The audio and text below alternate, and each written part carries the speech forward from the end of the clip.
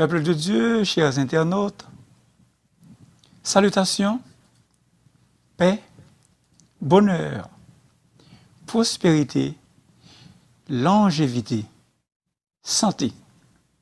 Shalom, shalom, shalom. Aujourd'hui, nous allons considérer ensemble la parole de Dieu dans Jean chapitre 14, les versets 1 à 3. Jean chapitre 14, les versets 1 à 3. Que votre cœur ne se trouble point. Croyez en Dieu et croyez en moi. Il y a plusieurs demeures dans la maison de mon Père. Si cela n'était pas, je vous l'aurais dit.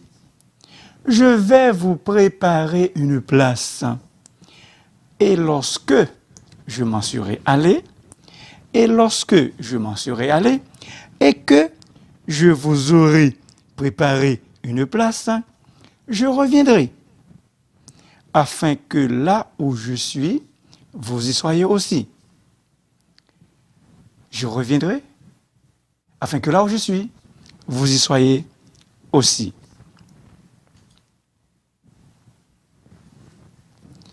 Remède, antidote contre un cœur troublé. Le sujet. Remède, antidote contre un cœur troublé. Un remède, c'est ce qui est employé au traitement d'une maladie. Un remède, c'est ce qui est employé au traitement d'une maladie. Prendre un remède, c'est ce qui est utilisé pour atténuer ou pour guérir une souffrance morale. Vous connaissez le dicton. Au grand mot, M-A-U-X, au grand mot, les grands remèdes.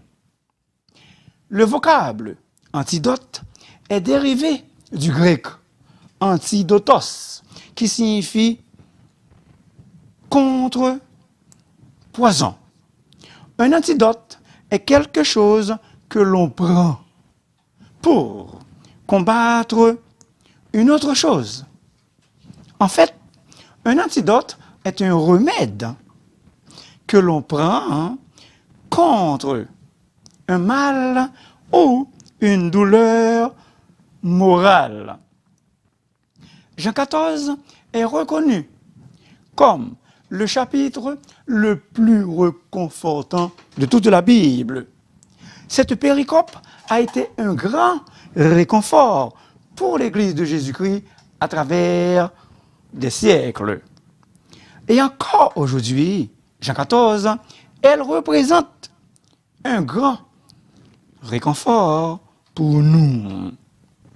On a lu ce passage dans les funérailles.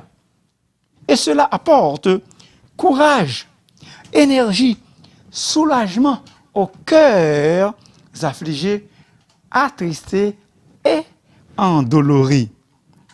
Tout le chapitre tourne autour de l'idée que c'est Jésus seul qui peut réconforter le croyant, avec des paroles d'encouragement pour les disciples et aussi pour nous aujourd'hui même. C'est dans ce passage que Jésus, le prince de paix, donne sa paix à ses disciples. Le verset 27.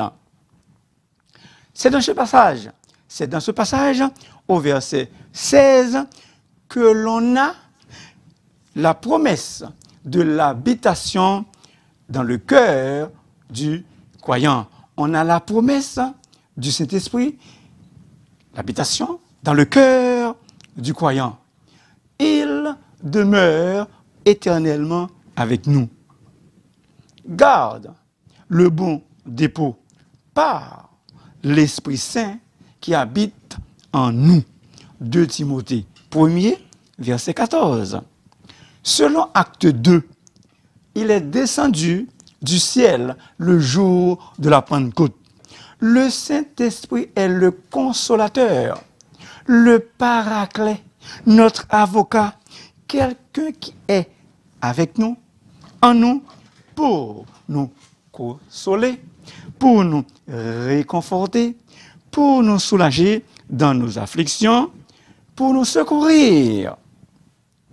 Jean 13 à 17, c'est Jésus qui occupe toute cette place, toute cette section.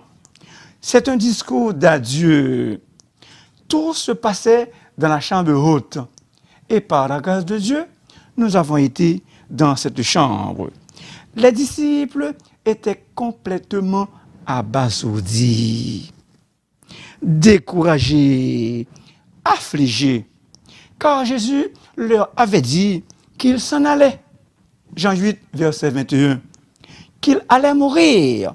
Jean 12, verset 33. Leur espoir en Jésus s'écoulera. Jésus leur avait dit, quelqu'un parmi vous est un traître. Il va me livrer. Jean 13, verset 21. Oups! Divulgation troublante. Quelqu'un va me livrer. Qui est ce traître? Le poids de toutes ces révélations fut certainement une source de trouble pour les disciples. Mauvaise nouvelle, que votre cœur ne se trouble point.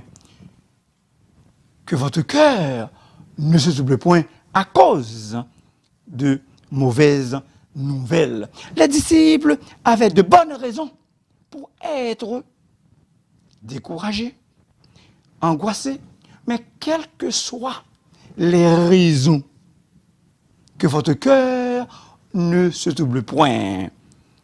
Tarasso ou tarasesto, qui veut dire, synonyme, agité, tourmenté, bouleversé. Les disciples étaient découragés. Les disciples étaient troublés. Ils sont déjà troublés. Mais ici, Jésus leur demandait donc d'arrêter.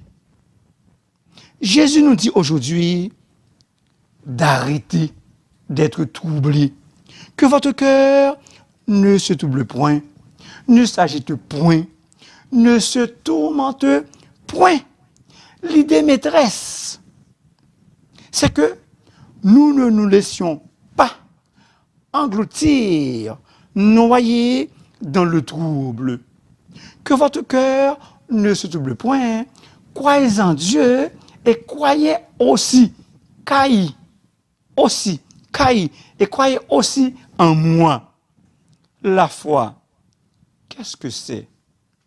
La foi, elle ne consiste pas seulement à croire que Dieu peut faire, mais quelque chose que Dieu va faire. La foi ne consiste pas seulement à croire que Dieu peut faire quelque chose pour nous, mais à croire que Dieu peut faire infiniment au-delà de tout ce dont nous lui avons demandé. La foi, ce n'est pas seulement croire que Dieu va faire, mais c'est aussi croire que Dieu peut faire et ce que Dieu va faire. J'aimerais que vous sachiez que Dieu peut faire, mais l'important, il va faire pour vous. Croyez dans ce que Dieu va faire pour vous. Dieu pral fait pour nous des miracles extraordinaires. Dieu va opérer pour nous des miracles extraordinaires. Le sens de croire dans ce texte ne fait pas allusion à une vague croyance de l'existence de Dieu. Il ne s'agit pas d'une foi incertaine, désespérée, où les disciples doivent s'accrocher à Dieu par peur de sombrer. Non. Littéralement, Jésus leur dit, ayez foi en Dieu, ayez confiance en Dieu et aussi en moi. Pourquoi? Parce que la foi en Jésus est un appui sûr et certain. Évidemment, hein, dans ces temps d'incertitude, nous devons garder la foi et faire confiance totale à Dieu en toutes choses. Pour que notre cœur ne soit pas troublé, il nous faut investir toute notre foi et notre confiance en Dieu et aussi en Jésus-Christ. Jusqu'à quand aurai-je des soucis dans mon âme et chaque jour des chagrins dans mon cœur? Moi, j'ai confiance en la bonté de l'Éternel. J'ai l'allégresse dans le cœur à cause de ton salut. Psaume 13, versets 3 et 6. Le cœur de David était troublé. Mais qu'est-ce qu'il a fait? Il a placé sa confiance en la bonté de l'Éternel. La résultante, le résultat, il avait de l'allégresse, de la joie dans le cœur à cause du salut de l'Éternel. Moun qui mettait dans Jésus, ils ont confiance, qui sans mesure, ils sont capables pas jamais tomber. Délivrance assurée. Celui qui met en Jésus une confiance totale et entière, il est possible qu'il ne tombe jamais. Mais sa délivrance est assurée. La confiance est un acte, est une action vigoureuse par laquelle nous choisissons de nous tenir sur les promesses de Dieu et nous accrocher à elles, aux promesses, malgré l'adversité qui parfois cherche à nous accabler. Et cela m'amène à vous présenter le deuxième remède contre un cœur troublé. Croyez aux promesses de Dieu. Dans le texte, il est question d'une promesse réconfortante, un espoir béni, une espérance bénie, le retour de Jésus-Christ. Il y a plusieurs demeures. Il y a de place pour tous ceux qui mettent leur confiance, leur foi en Jésus-Christ. Vous qui m'écoutez présentement, il y a beaucoup de place pour vous dans le ciel. Uranos, la maison de Dieu.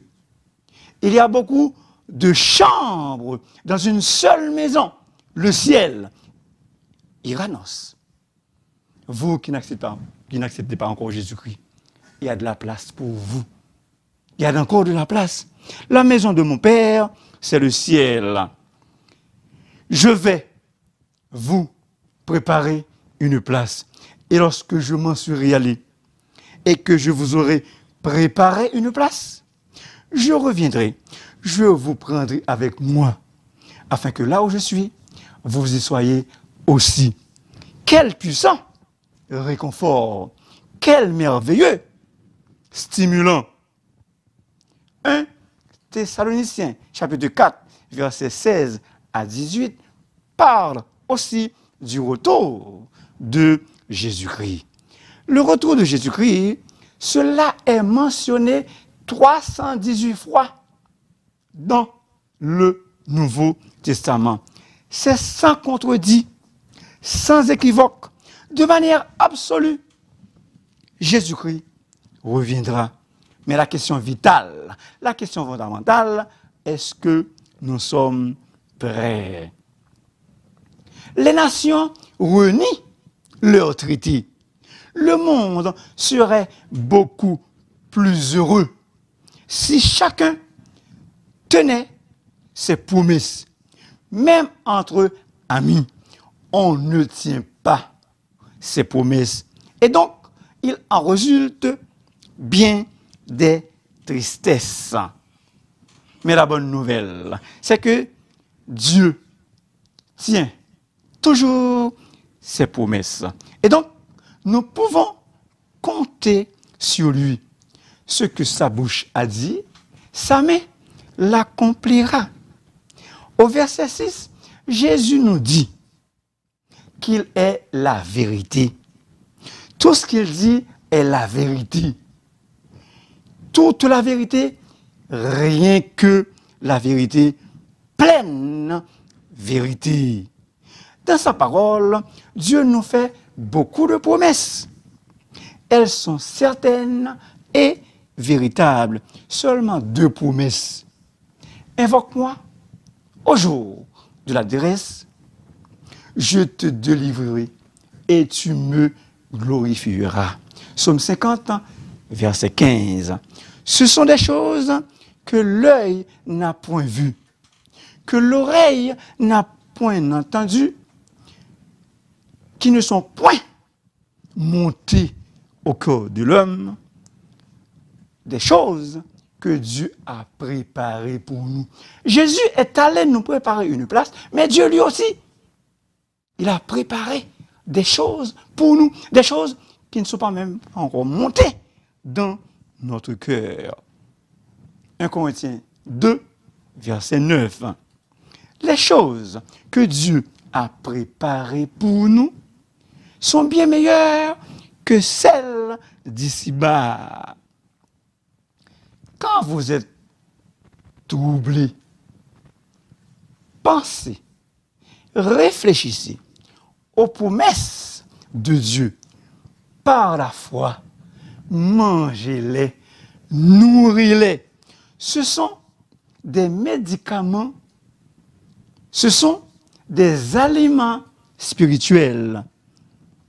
Appropriez-les en propre à vous-même, les promesses de Dieu et aussi celles de Jésus-Christ. Le verset 27 du même chapitre, Jésus, le médecin de nos cœurs. Jésus, le médecin de nos cœurs, nous donne sa paix, son shalom. Une déclaration solennelle que votre cœur ne se trouble point. Je vous laisse la paix. Je vous donne ma paix. Je ne vous donne pas comme le monde donne. Que votre cœur ne se trouble point et ne s'alarme point. Tarasso ou tarasesto, le même verbe utilisé au verset 1er. Aucune paix n'égale celle dont Jésus nous donne, nous procure. Aucune paix n'égale celle dont Jésus nous donne. Elle est surnaturelle, incomparable. Jésus se soucie de l'état de notre cœur. Son souci ultime, c'est que nous ne soyons pas troublés. Et donc, il nous a légué, Jésus, il nous a légué un héritage de paix intérieure de notre cœur que l'argent ne peut pas acheter. Sur le plan individuel, sa paix assure le calme, la tranquillité au sein du trouble, au sein des afflictions. Le monde est incapable de donner la paix. Seul Jésus est en mesure de nous la donner. Ce que les nations ont besoin est une conférence de paix avec Jésus, le Prince de paix. Autrement dit, il n'y aura pas de paix dans ce monde tant et aussi longtemps que Dieu ne trouve pas sa place à la table de conférence. We come in peace for all mankind. Nous venons dans la paix pour le genre humain. C'est la devise du vol Apollo 11. Cette devise était écrite sur une plaque que l'équipage a déposée sur la Lune. L'atterrissage eut lieu sur la mer de Tranquillité.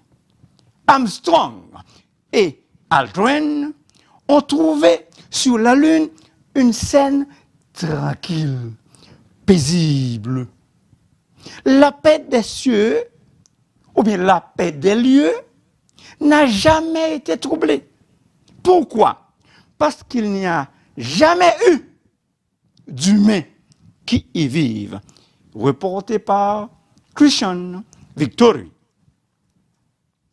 Dans le dernier livre de la Bible, l'Apocalypse, l'apôtre Jean nous rappelle que le remède, l'antidote contre un cœur troublé, tracassé, anxieux, est le Christ crucifié et ressuscité. Jésus détient les clés de la mort. Il était là, Jésus, il était là au commencement et sera à la toute fin. Je suis le premier et le dernier et le vivant. Je suis vivant au siècle des siècles. Je tiens les clés de la mort et du séjour des morts. Apocalypse 1er, versets 17 et 18. Nous ne sommes pas dans un enterrement, mais Al Humbert a résumé la nature axée sur le Dieu de paix des chrétiens comme suit. Un cantique que vous connaissez très bien. Quel repos céleste Jésus est à Troie. À Troie pour la mort et la vie. Dans les jours mauvais, de chanter avec foi. Dans les jours mauvais, de chanter avec foi. Tout est bien. Ma paix est infinie. Peuple de Dieu, que votre paix soit infinie. Que votre cœur ne se trouble point. Pourquoi? Parce que Dieu est pour vous un refuge et un appui, un secours qui ne manque jamais dans la détresse. Psaume 46, verset 2. Que votre cœur ne se trouble point. Pourquoi? Parce que si Dieu est pour vous, qui sera contre vous? Romains 8, 31. Que votre cœur ne se trouble point, parce que toute chose concourt au bien de ceux qui aiment Dieu. Romains 8, 28. Que votre cœur ne se trouble point. Pourquoi? Parce que l'Éternel est votre lumière et votre salut. De qui auriez-vous peur? De qui auriez-vous crainte? L'Éternel est le soutien de votre vie. Psaume 27, verset 1er. Que votre cœur ne se trouble point. Prenez courage, car l'Éternel, votre Dieu, est vivant. Il est le Dieu vivant, réel et vrai. Il viendra lui-même vous délivrer. Dites, écoutez bien s'il vous plaît, dites à ceux qui ont le cœur troublé, prenez courage, ne craignez point. Voici, votre Dieu viendra lui-même, vous sauvera. Psaume 35, verset 4. Mon frère, ma sœur, Dieu te dit dans sa parole, ne crains rien, car je suis avec toi. Ne promène pas des regards inquiets, car je suis ton Dieu. Je te fortifie. Je viens à ton secours. Je te soutiens de ma droite triomphante. Ésaïe 41, du verset 10. Et pour couronner tout cela, pour couronner le tout, nous qui sommes sauvés, nous nous retrouverons ensemble avec le Seigneur, toujours avec lui. 1 Thessaloniciens chapitre 4, verset 17. Résumons. Remède, antidote contre un cœur troublé. Primo, croire en Dieu et croire aussi en Jésus-Christ. Miser sur lui, miser sur Jésus. Secondo, croire aux promesses de Jésus et aussi aux promesses de Dieu. Merci beaucoup de m'avoir écouté. S'il vous plaît, n'oubliez pas de vous abonner, car la voix du serviteur est votre émission. Et si vous voulez me parler, vous pouvez me contacter dans le 514 571 21 96. Que la paix de Christ règne dans vos cœurs. Que la paix de Christ règne dans votre cœur. Que Dieu vous bénisse. Que Dieu vous bénisse.